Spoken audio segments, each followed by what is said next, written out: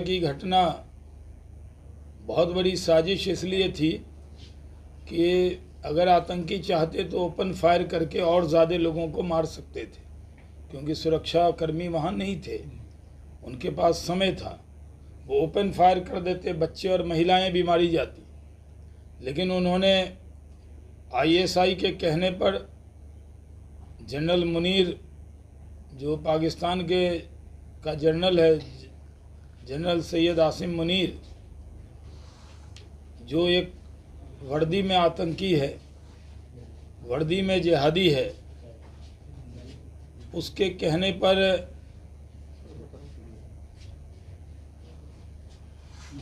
ये साजिश हुई और इस साजिश में धर्म पूछा गया, कलमा पूछकर मारा गया। इस साजिश में पैंट उतार कर देखा गया, खतना देखकर मारा गया। एक हिंदू तीर्थयात्री जो सैलानी जो थे, उनको कलमा आता था तो वो बच भी गए। तो आखिर साजिश क्या थी? BA, BCom, BSc, MA, MCom करें विश्व की सबसे बड़ी यूनिवर्सिटी इग्नू से। सॉल्व असाइनमेंट्स और गाइड बुक्स प्राप्त करें। संपर्क करें Mahakal computers, DAV PG college के पास, पंच मंदिरा मोड़ से दाहिने, सिवान। आप शेयर मार्केट में कमाना चाहते हैं लाखों रुपए, तो आज ही ज्वाइन करें पाटलिपुत्रा ट्रेडिंग एकेडमी और सीखिए एक अनुभवी NISF सर्टिफाइड मेंटर से। पता है पाटलिपुत्रा ट्रेडिंग एकेडमी, सिसवन ढाला के पास श्री साई स्वीट्स के ऊपर, सिवान। अधिक जानकारी के लिए संपर्क करें Siwan branch 9199500779, Patna branch 9523630696। Sanghamitra public school Siwan, CBSE English Medium School 10+2. Admission going on for session from classes nursery to 9th and 12th. Transport facility available. Free admission up to 10th class, smart class and computer lab classes. एकमात्र ऐसा विद्यालय जहां swimming pool की व्यवस्था, पूरा campus CCTV camera से lace. बेहतर शिक्षा देनी हो तो आज ही अपने बच्चों का नामांकन कराएं। Sanghamitra public school, government engineering college के सामने, कनिष्क बिहार, मेरवा रोड, सिवान। कॉल करें 9899701920। दूसरा नंबर है 7909025618। अब पटना गोरखपुर जाने की जरूरत नहीं। आपके शहर सिवान के कान्हा हॉस्पिटल में आ गए हैं दिल्ली के मशहूर शिशु रोग विशेषज्ञ डॉक्टर अरुण कुमार सिंह। अत्याधुनिक वेंटिलेटर की सुविधा के साथ अति गंभीर एवं मिर्गी की पूर्ण इलाज। डॉक्टर अरुण कुमार सिंह, कान्हा हॉस्पिटल, पकड़ी मोड़, सिटी कार्ट मॉल से सटे उत्तर डॉक्टर विक्रम सिंह चौहान के पास, गौशाला रोड, सिवान। कॉल करें 9693134667। नीरज ने हमारी जान बचाई थी। कोरोना में जब हम कोरोना पीड़ित हुए थे, नीतीश कुमार जी के लिए प्रचार करते हुए, तारकिशोर जी के लिए सुशील मोदी में प्रचार में गए थे, तो सुशील मोदी को कोरोना हो गया था, हमको भी पट गया था। तो हम लोग उस वक्त कोविड में 19 में जब पीड़ित हुए तो डॉक्टर नीरज ने के अंडर में रहे। उन्होंने बहुत लोगों की सेवा की। बहुत बड़े डॉक्टर हैं, एम्स में, और बिहार के हैं, तो हमसे लगाव बहुत रहा, बहुत केयर किया। तो संबंध हो गया, तो हम पहले भी उनके यहाँ गए हैं। कल उनके जनेऊ में गए थे, बेटे के जनेऊ। उनके पिताजी का नाम है डॉक्टर अशोक ठाकुर। लेकिन हम लोग कल लेट हो गए। प्रधानमंत्री जी ने कल 1.5 घंटा से ज़्यादा हम सबसे बैठक की और इंटरेक्ट किया। बहुत उत्साहवर्धक प्रधानमंत्री जी के साथ बैठक रही, और वो बैठक में वन साइड नहीं थी। उन्होंने 2 ट्रैक बैठक की। कार्यकर्ताओं से बहुत सी बातें पूछी, सबको नोट किया, और एक अलग तरह की वो बैठक हुई जिसमें बहुत उत्साहवर्धन हुआ है। प्रधानमंत्री जी का कल रोड शो भी हुआ, और रोड शो में प्रधानमंत्री जी का बहुत अभूतपूर्व स्वागत पटना की जनता ने किया। प्रधानमंत्री जब 22 तारीख की पहलगाम की घटना हुई थी तो सऊदी अरब में थे, अपना दौरा छोड़कर वो आए और बिहार आए। बिहार के पंचायती राज सम्मेलन में, सरकारी कार्यक्रम में उन्होंने पाकिस्तान और आतंकियों को यहीं से पूरी तरह से चेतावनी देकर यहाँ से वो गए थे। और क्योंकि जो 22 तारीख की घटना हुई वो बहुत बड़ी साजिश थी हिंदुस्तान में। आज़ादी के बाद ऐसी साजिश कभी नहीं हुई। तीर्थयात्रियों पे गोली चला है, कई बार बर्फानी बाबा के दर्शन करने लोग गए, वहाँ भी गोली चली, लोग शहीद हुए, पहले भी हुआ है। लेकिन इस बार जो घटना हुई, इस बार की घटना बहुत बड़ी साजिश इसलिए थी कि अगर आतंकी चाहते तो ओपन फायर करके और ज़्यादा लोगों को मार सकते थे, क्योंकि सुरक्षा कर्मी वहाँ नहीं थे, उनके पास समय था। वो ओपन फायर कर देते, बच्चे और महिलाएं भी मारी जाती। लेकिन उन्होंने आईएसआई के कहने पर जनरल मुनीर, जो पाकिस्तान का जनरल है, जनरल सैयद आसिम मुनीर, जो एक वर्दी में आतंकी है, वर्दी में जिहादी है, उसके कहने पर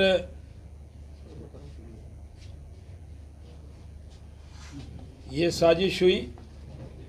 और इस साजिश में धर्म पूछा गया, कलमा पूछकर मारा गया। इस साजिश में पैंट उतार कर देखा गया, खतना देखकर मारा गया। एक हिंदू तीर्थयात्री जो सैलानी जो थे, उनको कलमा आता था तो वो बच भी गए। तो आखिर साजिश क्या थी? मकसद सिर्फ मारना नहीं था। मारना होता तो महिलाएं और बच्चे भी मारे जाते, संख्या 100 भी हो सकती थी। लेकिन मकसद ये था कि धर्म के नाम पर देश को बांट दिया जाए, पूरे देश में दंगा फसाद हो जाए, हिंदू और मुसलमान में खाई पैदा हो जाए। तो हिंदू और मुसलमान ने पूरे देश में संदेश दिया कि न दूरी है न खाई है, हिंदू मुसलमान आपस में भाई है। ये नया नारा जमान में आ गया, हम आपको दे दिए यहीं सीवान में। न दूरी है न खाई है, हिंदू मुसलमान आपस में भाई है। तो यही संदेश किया। पूरे देश में धर्म के नाम पर आईएसआई की साजिश को नाकाम कर दिया देश के 140 करोड़ लोगों ने। और प्रधानमंत्री जी ने कैबिनेट कमेटी ऑन सिक्योरिटी की बैठक की, उसमें पाकिस्तान का पानी बंद किया, एयर स्पेस बंद किया, बॉर्डर सील किया, पाकिस्तानियों को यहाँ से खदेड़ा और कहा कि हमने सेना को छूट दे दिया है। यानी हमने बोल कर मारा, ऐलान करके मारा, चहेट के मारा। पाकिस्तान को 11-12 दिन तो पाकिस्तान डरा सहमा रहा, डर में रात की नींद उसकी हराम करके मारा। और ऑपरेशन सिंदूर में दुनिया का पहला देश भारत है जिसने एक एटम पावर मुल्क में घुसकर अंदर तक मारा है। रावलपिंडी भी मारा, जहां सेना का उनका हेडक्वार्टर है, वहां पे भी मारा। और वहां से उनका रावलपिंडी जो स्टेडियम है वो उड़ा दिया। जो उनका नूर खान एयरबेस है, जहां बगल में एटमी हथियार रखते हैं, वो तक टारगेट हुआ। उनके जो प्रधानमंत्री का जहाज था उसके बगल में भी मारा। ऑपरेशन सिंदूर दुनिया में ऐसा कहीं नहीं हुआ। अमेरिका और इजराइल भी हमला करते हैं तो इतनी एक्यूरेसी नहीं पा पाते हैं। एक्यूरेसी ऐसी कि जो उनका मरकज़ सुभान अल्लाह था, वहाँ पे जहाँ उसका जो डोम था, डोम पे मारा, यानी इतनी एक्यूरेसी की इंच में, सेंटीमीटर में हमारे मिसाइल ने जाके ब्रह्मोस ने तबाही मचा दी। ये कोई छोटी उपलब्धि नहीं है, ये बहुत बड़ी उपलब्धि है और इसके लिए प्रधानमंत्री जी को और भारत की सेना को बधाई देते हैं। कांग्रेस पार्टी और विपक्षी दल इस पर राजनीति कर रहे हैं। ममता बनर्जी ने जिस तरह की भाषा पश्चिम बंगाल में प्रधानमंत्री जी के लिए बोली है, उसकी मैं घोर निंदा करता हूँ। दीदी, मर्यादा मत तोड़ो। हम लोग भी मर्यादा तोड़ सकते हैं, लेकिन हम एक संस्कारी पार्टी हैं, मर्यादा नहीं तोड़ रहे। प्रधानमंत्री जी पर जिस तरह के निजी हमले ममता बनर्जी ने किए हैं, इतिहास में इस तरह कभी किसी मुख्यमंत्री के जरिए निजी हमले प्रधानमंत्री पर नहीं किए गए। ममता बनर्जी पूरी तरह घबरा गईं।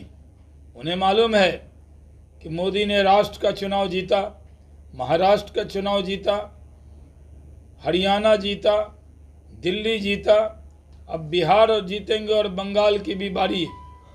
इस जवाब बंगाल की जनता, उनकी जो बदजुबानी है ममता बनर्जी की, ममता बनर्जी ने कल बदजुबानी की है, गाली गलौज की है, ऑपरेशन सिंदूर का अपमान किया है। उस अपमान का बदला बंगाल की जनता उनसे जरूर लेगी।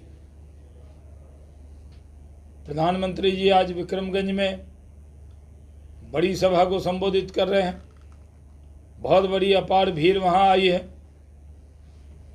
प्रधानमंत्री आज बहुत बड़ी सौगात देने वाले हैं।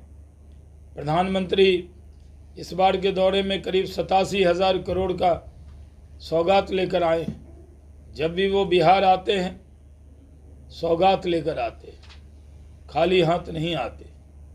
और यहाँ की जो जनता है वो भी उनको पूरा प्यार करती है। बिहार में एनडीए मजबूत है। नीतीश कुमार जी के नेतृत्व में एनडीए चुनाव में जाएगा, जीतेगा और नीतीश कुमार के नेतृत्व में फिर से हम सरकार बनाएंगे, इसमें कोई शक नहीं। राजद अपने पारिवारिक मैटर में उलझा हुआ है, उसको जनता के लिए कोई समय नहीं है। धन्यवाद। बाकी जो प्रश्न हो सवाल एक एक करके पूछेगा एक आदमी। एक सवाल यह है कि अभी प्रधानमंत्री पर जिस तरह आपने कहा कि ममता बनर्जी ने कटाक्ष किया है, नेहा सिंह राठौर जो सिंगर है वो भी बड़ा कटाक्ष किया। अब सिंदूर पे कुछ वो कह रही है कि बीजेपी वाले लोग आएंगे, अपील किया है उसने कि बीजेपी वाले आपके दरवाजे पे आते हैं तो उन्हें आने नहीं दीजिए, देखने नहीं जाइए, दरवाजा खोलिए नहीं। अब क्या बीजेपी वाले सिंदूर बांटेंगे? और प्रधानमंत्री पे बहुत सारी बातें कही है उसने। आप पूछिए। ऑपरेशन सिंदूर को लेकर वो जवाब देने लायक नहीं है। और क्या कार्यक्रम है? कोई नेता सर, कल इस तरीके से प्रधानमंत्री जी का दौरा इनका हुआ। सवाल। ऑपरेशन सिंदूर को लेकर के जो बीजेपी और क्या कार्यक्रम चलाने वाली है? ऑपरेशन सिंदूर को लेकर कोई कार्यक्रम, तो ऑपरेशन सिंदूर सेना का कार्यक्रम था। सेना के यश पे पूरे देश को गर्व होना चाहिए और ये यश और गर्व को लेकर हम जनता के बीच में जाएंगे। स्वाभिमान जो हमारा है कि अगर कोई हमारे लोगों को धर्म के आधार पर घुसकर मारेगा तो हम उसको, कहीं भी आतंकी छुपा हो, वो सुरक्षित नहीं है। संदेश पाकिस्तान को दे दिया है। अभी ऑपरेशन सिंदूर चल ही रहा है, स्थगित नहीं, थोड़ी देर के लिए हमने उसको रोका है। पाकिस्तान अगर अपनी नापाक हरकतों से बाज नहीं आएगा तो वो कार्रवाई जारी है। सर, कि जिस तरह से कल प्रधानमंत्री जी का दौरा हुआ और उसमें नीतीश कुमार जी दिखाई कई जगहों पे नहीं दिए, चाहे रोड शो हो या फिर जो भी हो, तो क्या माना कहाँ जाए नहीं कि दिखाई दिए? कल एक जगह एयरपोर्ट छोड़ करके तो 2 ही कार्यक्रम हुआ। एक कार्यक्रम रोड हुआ शो जो सर हुआ उसमें नहीं दिखाई दिए। तो कहाँ? क्या सर यह नहीं माना जाए नहीं। बीजेपी इग्नोर कर रही है कहीं ना कहीं नहीं। नीतीश कुमार जी को? प्रधानमंत्री जी के साथ शाने बशाने वो खड़े थे। एयरपोर्ट पे कार्यक्रम हुआ और प्रधानमंत्री जी को बीजेपी ऑफिस आना था रोड शो करते हुए, तो प्रधानमंत्री जी रोड शो करते हुए बीजेपी ऑफिस आए और कार्यक्रम हुआ। आज के विक्रमगंज के कार्यक्रम में नीतीश कुमार जी रहेंगे और बहुत बढ़िया भाषण भी करेंगे, अभी हम बता देते हैं पहले से एडवांस में। सर, आपके पूर्व सांसद कभी कभी नाराज दिख रहे हैं, चुनाव लड़ने की बात कर रहे हैं। कोई नाराज नहीं है, नाराज होते तो हमारे साथ रहते। हमारे पार्टी के नेता हैं, जो भी बात कहना होता है पार्टी में लोग कहता ही है। सर, एनडीए में क्या चिराग पासवान ये सब ठीक ठाक चल रहा है या जी, फिर 2020 वाली घटना फिर से दोहराई जाएगी? सब बढ़िया है, सब चंगा सी। कुछ दिनों पहले जो चर्चाएं चली, बता दिया चुनाव लड़ सकते हैं चिराग पासवान? जी, सब बढ़िया है। नीतीश कुमार जी के नेतृत्व में बीजेपी, जेडीयू, चिराग पासवान जी की पार्टी, उपेंद्र कुशवाहा जी की पार्टी, जीतन राम मांझी जी की पार्टी इकट्ठे होकर लड़ेंगे। अब की बार 200 के पार सीट जीतेंगे। तेजस्वी यादव पूर्व विपक्ष के नेता कहलाएंगे, क्योंकि 23 से भी कम सीट उनको आने वाली है। विपक्ष के नेता के दर्जा लायक सीट भी उनको नहीं मिलेगी।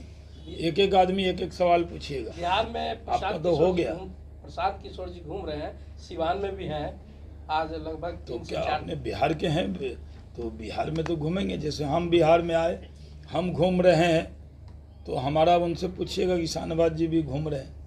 तो ऐसे करके अपने यहाँ तो कोई परमिट भी नहीं है, सबको आने का अधिकार है।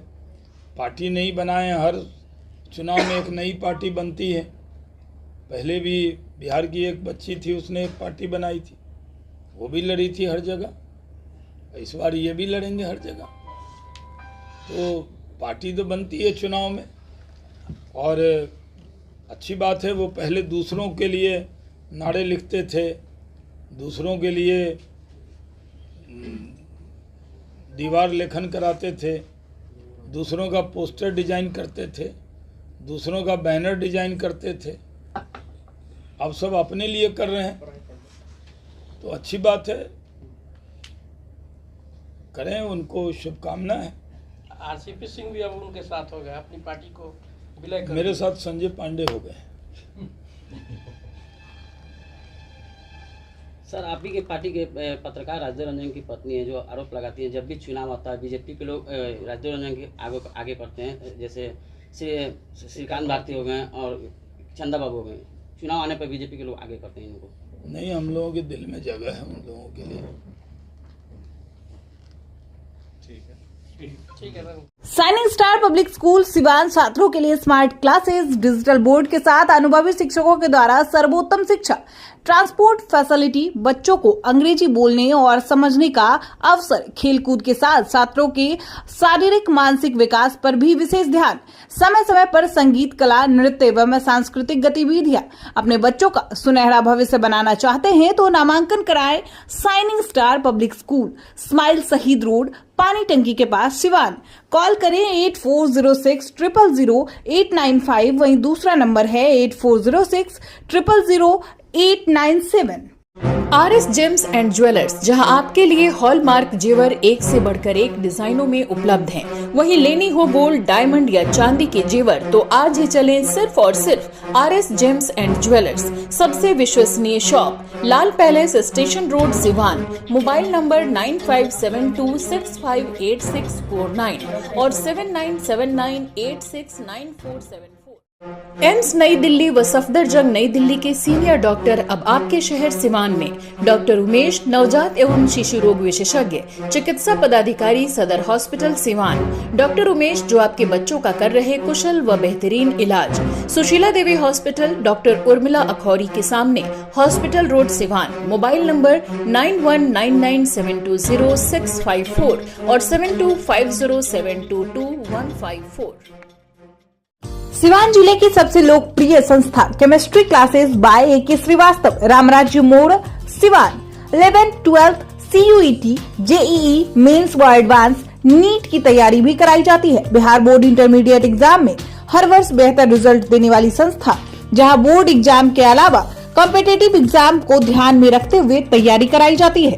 कॉल करें 8294 695907।